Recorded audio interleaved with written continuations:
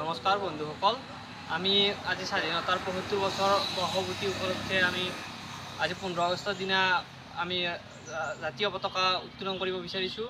লগতে সমূহ ভাৰতবাসী ৰাইজক আমি স্বাধীনতা দিৱসৰ ওলগ জনালোঁ। আমি খাৰখোৱা ফেমিলিৰ তৰফৰ পৰা জাতীয় পতাকাখনি উত্তোলন কৰিব বিচাৰিছোঁ। আজি স্বাধীনতা দিৱস উপলক্ষে আমি পতাকা উত্তোলন কৰিবলৈ বিচাৰিছোঁ। যিহেতু আমাৰ খাৰখোৱা ফেমিলিত তেনেকুৱা বয়োজ্যেষ্ঠ ব্যক্তি নাই, আমি গোটেইকেইটা সৰুৱে পতাকাখন উত্তোলন কৰিব পৰা বয়স আমাৰ কাৰোৱেই নাই। সেয়েহে আমি আমাৰ গাঁৱৰে এজন ছাৰ, আমি সকলোৱে খুৰা বুলিয়ে মাতোঁ, সহোদৰ শৰ্মাদেৱ, তেখেতক আমি উত্তোলন কৰিবলৈ মাতি আনিছোঁ। তেখেতক আমি এখন ফুলাম গামোচাৰে সম্বৰ্ধনা জনাব বিচাৰিছোঁ। সম্বৰ্ধনা জনাব আমাৰ ৰিয়ান আছে।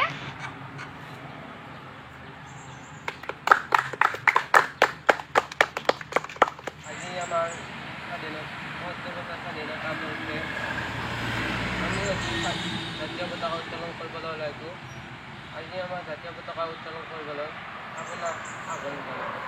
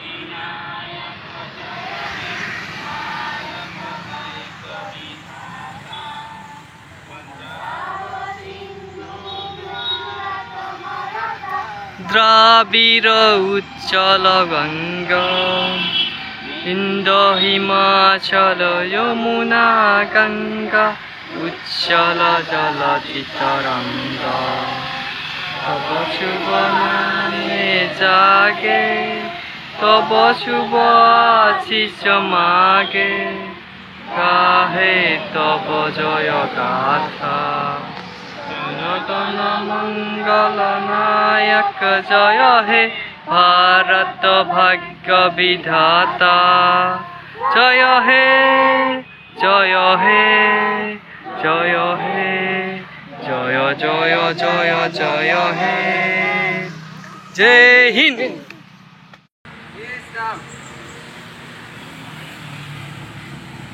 স্বাধীনতা উপলক্ষে আমাৰ উত্তোলকক দুআষাৰ ক'বলৈ আহ্বান জনালোঁ।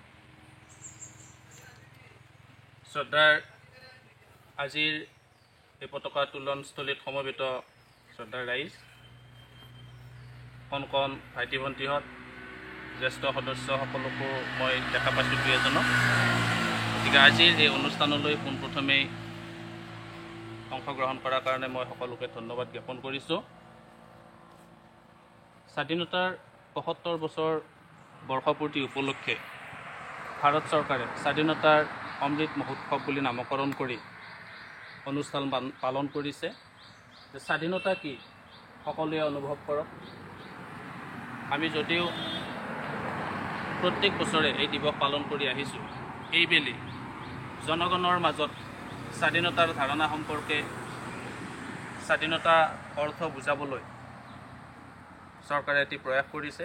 আমি এই চৰকাৰৰ প্ৰয়াসক ধন্যবাদ জ্ঞাপন কৰিছোঁ আৰু লগতে স্মৰণ কৰিছোঁ স্বাধীনতা সংগ্ৰামত মহামানৱ মহাত্মা গান্ধীকে আদি কৰি যিসকল ব্যক্তিয়ে প্ৰাণ বিৰুৱাইছে সেইসকল ব্যক্তিলৈ আমি শ্ৰদ্ধা জ্ঞাপন কৰিছোঁ আৰু আশা ৰাখিছোঁ অকল ৰাজনৈতিকভাৱে স্বাধীন হোৱাই স্বাধীনতা নহয়, আমি সকলো ক্ষেত্ৰতে স্বাধীন হ'ব লাগে। শিক্ষা দীক্ষাৰ ক্ষেত্ৰত, অৰ্থনৈতিকভাৱে, সামাজিকভাৱে সকলো ক্ষেত্ৰতে যেতিয়া আমি আত্মনিৰ্ভৰশীল হ'ব পাৰিম, তেতিয়াহে আমি স্বাধীন বুলি ক'ব পাৰিম।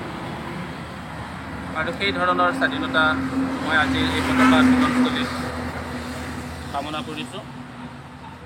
আৰু আজিৰ এই অনুষ্ঠানত মোক আমন্ত্ৰণ জনাই পতাকা উত্তোলন কৰাৰ কাৰণে আহ্বান জনোৱাৰ বাবে, আমন্ত্ৰণ জনোৱাৰ বাবে মই কৰ্মকৰ্তাসকলক, বিষয়ববীয়াসকলক আন্তৰিক ধন্যবাদ জ্ঞাপন কৰি মোৰ চমু বক্তব্যৰ সামৰণি মাৰিছোঁ। ধন্যবাদ। স্বাধীনতা দিৱসৰ শুভেচ্ছা জ্ঞাপন কৰিছোঁ। লগতে মই ইয়াৰ পৰাই সমূহ দেশবাসীক এটাই আহ্বান জনাইছোঁ, যদিও আমি স্বাধীন দেশৰ নাগৰিক হয়, আমি সম্পূৰ্ণৰূপে এতিয়াও স্বাধীন নহয়। আমি এখন গণতান্ত্ৰিক দেশৰ নাগৰিক হয়, কিন্তু আমি জনগণ জানো প্ৰত্যেক কামতে আমি স্বাধীন হয় জানো? আজিও আমাৰ দেশত দেখিবলৈ পোৱা যায় যৌতুকৰ বাবে যি হত্যা চলি আছে সেইবোৰ, তাৰপিছত ডাইনী হত্যা বা লুটপাট বা ধৰ্ষণ, এইবিলাক কাৰ্য যাতে আমাৰ দেশত আৰু নহয়, এই স্বাধীনতা দিৱসৰ পৰা যাতে এইবোৰ নোহোৱা হৈ যায় তাৰ বাবে মই কামনা কৰিছোঁ। যেতিয়া আমাৰ দেশত এই লুটপাট, নিৰ্যাতন, ধৰ্ষণ এইবিলাক নোহোৱা হ'ব, তেতিয়াহে আমি ক'ব পাৰিম যে আমি সম্পূৰ্ণৰূপে স্বাধীন হৈছোঁ। এইখিনিয়ে মোৰ ক'বলগীয়া। আমাৰ সাৰখোৱা ফেমিলিৰ পৰা আমি সকলোৱে সেয়াই বিচাৰোঁ, যাতে সেয়াই আমাৰ গোটেই দেশত প্ৰচলন হৈ যায়। এইখিনিয়ে কৈ মোৰ বক্তব্য সামৰণি মাৰিছোঁ। আমাৰ আজি এই পতাকা উত্তোলনৰ কাৰ্যসূচী এইখিনিতে সামৰণি মাৰিছোঁ। ধন্যবাদ।